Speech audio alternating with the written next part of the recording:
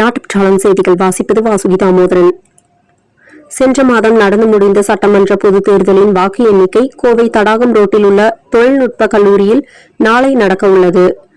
வாக்கு எண்ணிக்கை மையத்தில் தேர்தல் ஆணைய உத்தரவின்படி பாதுகாப்பு முன்னேற்பாடு பணிகள் மேற்கொள்ளப்பட்டுள்ளது. உலகம் முழுவதும் ஏற்கனவே எரிபொருட்களின் விலை உயர்ந்துள்ளது. ஆனால் தற்போதுதான் இந்தியாவில் எரிபொருள், பெட்ரோல், டீசல் விலை உயர்கிறது. எரிபொருள் விலை விவகாரத்தில் எதிர்க்கட்சிகள் மலிவான அரசியல் செய்கின்றன. பாஜக கண்டனம். நாளை வாக்கு எண்ணிக்கையில் அதிக வாக்கு பெற்று ஆட்சியை கைப்பற்றி தமிழ்நாட்டை ஆள்பவர்கள் யாராக, எந்த கட்சியாக இருந்தாலும் அது மக்களின் தீர்ப்பு.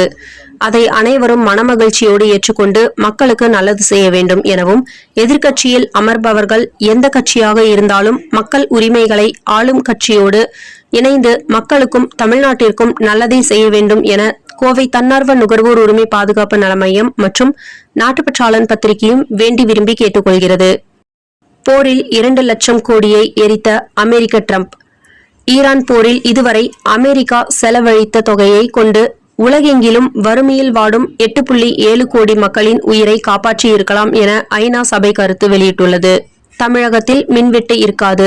தமிழகத்தை பொறுத்தவரை கோடைக்கால மின்சார தேவை என்பதை கணக்கிட்டு அதற்கேற்றாற்போல் முன்னெச்சரிக்கை நடவடிக்கை எடுக்கப்பட்டுள்ளது. மின்சாரமும் தேவைக்கேற்ப கொள்முதல் செய்யப்பட்டு வருகிறது.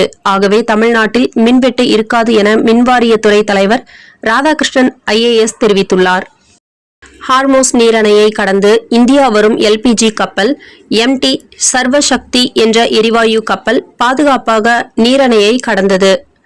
46,313 மெட்ரிக் டன் எரிவாயுவுடன் கப்பல் வரும் 13ஆம் தேதி விசாகப்பட்டினம் துறைமுகத்திற்கு வந்து சேரும் என எதிர்பார்க்கப்படுகிறது. மேற்கு வங்கத்தில் நாளை முதல் 60 நாட்களுக்கு BNS 163 கீழ் தடை உத்தரவு பிறப்பிப்பு. வாக்கு எண்ணிக்கை தினத்தன்று வன்முறை போராட்டங்கள் நடைபெற வாய்ப்புள்ளதாக உளவுத்துறை தெரிவித்ததாகவும், அதன் பேரில் நடவடிக்கை எடுக்கப்பட்டுள்ளதாகவும் தகவல். மாதம் தவறாமல் வெளிவரும் நாட்டுப்பற்றாளன் பத்திரிகையின் செய்தியாளராக பணிபுரிய விருப்பமுள்ளவர்கள் கீழே உள்ள நிர்வாக அலைபேசி எண்களில் தொடர்பு கொள்ளலாம். 7947789115 மற்றொரு எண் 9944341033. நாட்டுப்பற்றாளன் யூடியூப் சேனலில் விளம்பரம் செய்து பயன்பெறுங்கள். நமது நாட்டுப்பற்றாளன் செய்திகளை அறிந்து கொள்ள யூடியூப் சேனலை சப்ஸ்கிரைப் செய்யுங்கள்.